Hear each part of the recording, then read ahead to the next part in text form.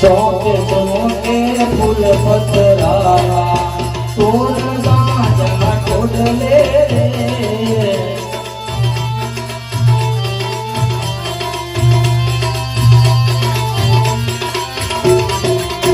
ચોકે ચોકે ફૂલ પતરાવા સોનગા જગા ટોડલે મોજ ભરેલા કોણ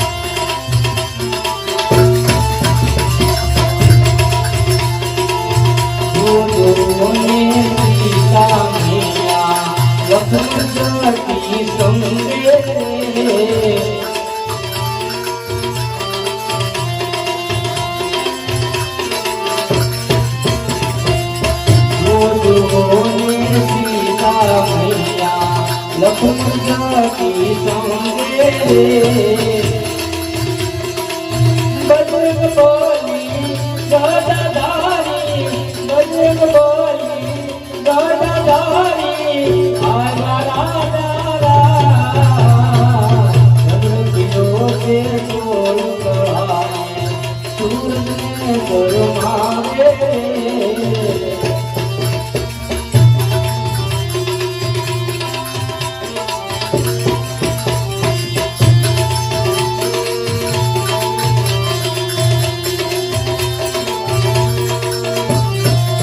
बोलो बोलो बोलता रे जो जय जय श्री राम रे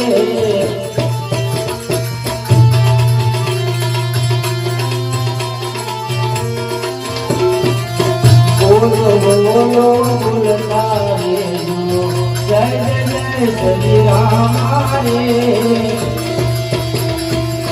नादये नो भवन भवन मगाले आया राजा जगतियों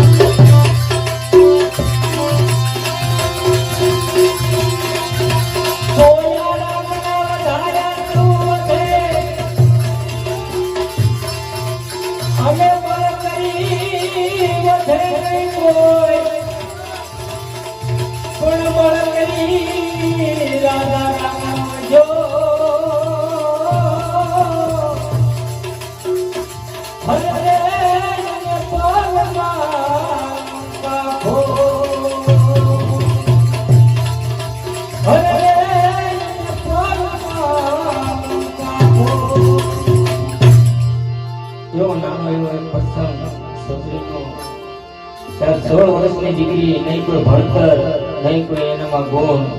કે ગુરુજીએ વચન આપ્યું કે બેટા ઝૂંપડી જંગલની અંદર ઝૂંપડી બાંધીને બેસ, વહેલો મોડો મારો રામ આવશે. અને ગુરુજી સબરીને વચન દે અને એનો દેવ તો વયો ગયો. અને સબરી રામનું નામ જપતા જપતા મોટી ઉંમર થઈ ગઈ 70 વર્ષની. અને રામની વાટ જુએ, કાયમ આંગણું વાળે અને કાયમ ફૂલ પાથરે કે મારો રામ આવશે, મારો રામ આવશે.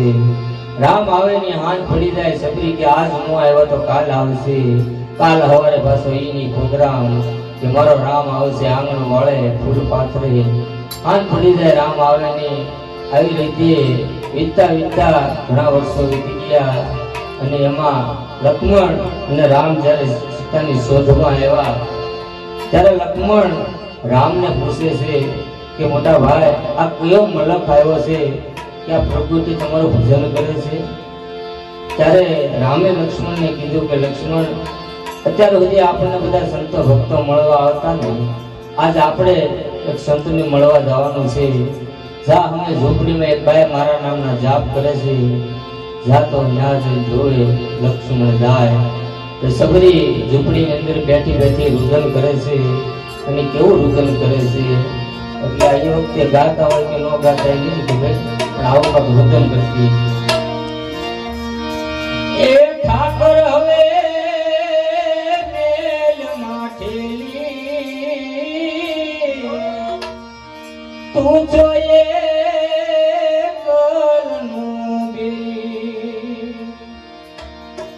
અમે તારું અંગ કહેવાય, જીવન કે કોના ચરણે લાવી.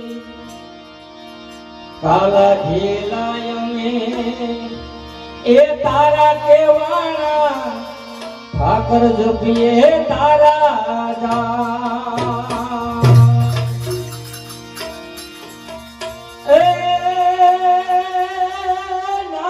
મારે તારી હારે જૂનો નાતો, આપણે બધાને એની હારે જૂનો નાતો છે, પણ આપણે બધા માયાની મોહમાં ભૂલી ગયા છે.